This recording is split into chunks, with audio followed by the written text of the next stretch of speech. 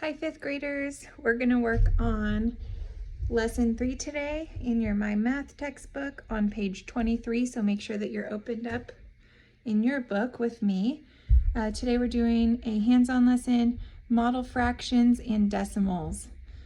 So let's just jump right in. I'm writing in pen, but hopefully you're writing in pencil. I'm just writing in pen because it shows up a little bit better. The essential question is, how does the position of a digit in a number relate to its value? Okay, so numbers, read this aloud with me at home. Numbers that have digits in the tenths place, hundredths place, and or beyond are called decimals. A decimal point is used to separate the ones place from the tenths place. So just a little bit, jumping down here to look at this. Tenths with the THS is different than tens, okay? So in the last lesson, we worked on this side of the place value chart. Now we're adding in this side of the place value chart, okay? And what separates ones and tenths is this little decimal here, right? All right, and then we're going to learn also how decimals and fractions relate to each other. Okay, so the first example, use a model to show 3/10. 3/10 is how you read 3/10, also known as 3/10. Then write it in word form as a decimal. So number 1, we are going to shade 3 columns of the tenths model. Okay, so if you counted these out, let's do that. 1, 2, 3, 4, 5, 6, 7, 8, 9, 10. There are 10 pieces here to represent 10 tenths, okay? So the model shows, so then I need to shade my model, so do that with me.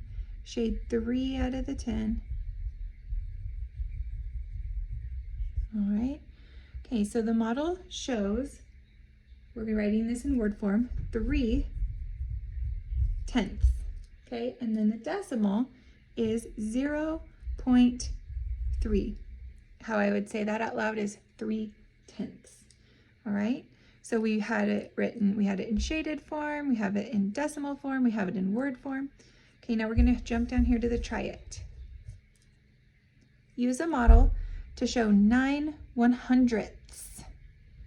Then write it in word form and as a decimal.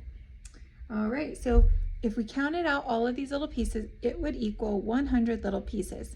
So you could see that each little piece makes one big piece, right? It makes a whole, just like here.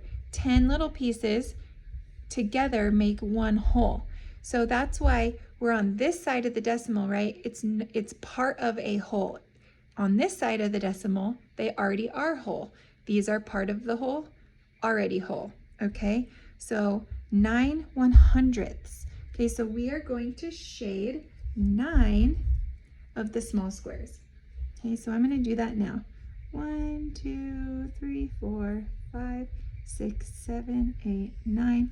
Or you could have just said, hey, I knew this bar equaled 10 pieces because 10 times 10 is 100. So you might not have needed to count all of them out. Maybe just subtracted 1. That would have been cool. If you knew that, good job. Okay, number 2, step 2. The model shows 9/100ths. So we're gonna write that in word form, 9/100ths, okay? And then in decimal form, you might be tempted right here to write 0.9 in this part, but that would not be correct. It is hundredths, so it is 0.9, okay? And we know that because really, if I extended this out, this would be tenths, this would be hundredths, okay? If it would be in this place value, it would be tenths, but it's in this place value, 9/100ths, okay? So it's different. Oh wait, it's showing it down here, okay? Ones, tenths, hundredths, part of the whole. All right, let's turn the page. This is the assignment you will be doing on your own. All right, and let's do this together as well. Use a model to show 34 100ths. Then write it out in word form and as a decimal. Okay, so you're going to shade 34 of those. So I'm going to do, I know each one of these is 10, so 10, 20, 30, and then 4. 1, 2, 3, 4. I did little circles so I could make them stand out, make them a little bit more distinct. Okay, so we just did 34 of the small squares. In the model, okay, number 2, the model shows 34 hundredths. Okay, remember the TH is on this side, so it is part of the whole. Do you see what I mean when I say part of the whole?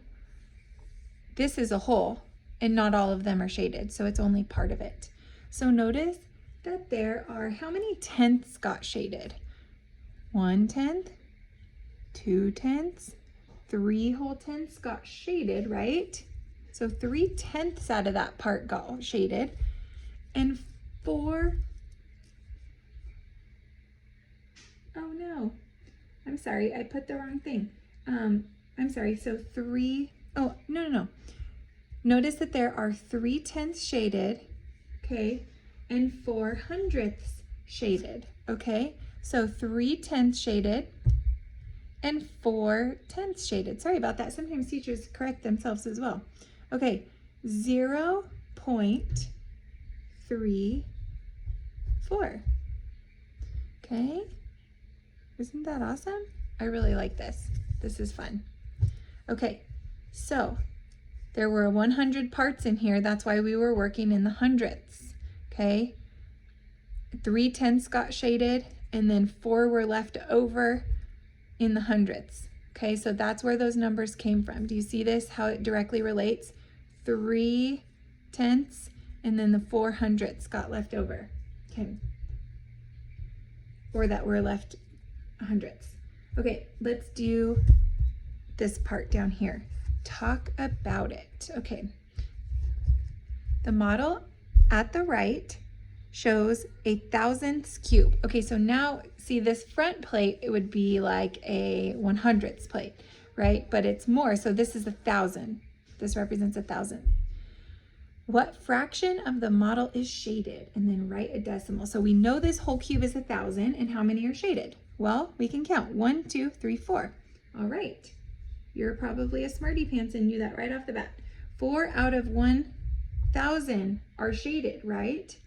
Okay, so kind of using this as a guide, if we added one more box over here, it would be thousandths, because tenths, hundredths, thousandths. Okay, so imagining that. So how would we write that in decimal form? It'd be point, there'd be 0 in the tenths, there'd be 0 in the hundredths, but there would be 4 in the thousandths. Okay, so that's how we would write it in fraction form and decimal form. It would be 4 thousandths. Okay, number 2. Use the math tools. Shade the model to show 80 out of 100. Okay, so just like up here, this represents 100. It's part of a whole, so we know it's a decimal or a fraction. We know each bar represents 10, so I could go 1, 2, 3, 4, but you know what, I'm going to shade them because even those little lines, they just look confusing. You could also use colored pencil if you want on these. Okay, so I have 1, 2, 3, 4, 5, 6, 7, 8. Okay, so how many are shaded? Well, 80 hundredths are, right? Because all of them, or this whole piece equals 100. In decimal form, this is how I would write it: 80 hundredths, or in word form, I would write 80, because 80 pieces out of the hundredths are shaded. Okay. Explain, number 3. Explain why 45 out of 100 is written as a decimal with a 4 in the tenths place and a 5 in the hundredths place. Okay, so I'm going to repeat that one more time for comprehension, and I'm going to do some underline. Explain why 45 100ths is written as a decimal with a 4 in the tenths place and a 5 in the hundredths place. Well, if you put it on a number chart, right? Ones, decimal here, tenths, and then hundredths. See how I can draw my own if I wanted to do it. Okay, so I know that there are 100ths, right? There, it's out of 100, and I'm going to put it on my chart just like that. All right, so this would be a great answer. So 45 hundredths is the same as 4 tenths plus 5 hundredths. So also, if your brain works for it to learn it like this, great. So there are 40 tenths and 5 hundredths. You could also shade it in a box, right? I mean, 100 represent 100 block, and shade in 4 with 5 left over. So that would be similar to this problem that we did up here. Okay. All right. I would like you to do 4 through 19 on your own. Oh, actually 4 through 20 on your own, because there's a little write about it down here. I would like you to do that. Okay.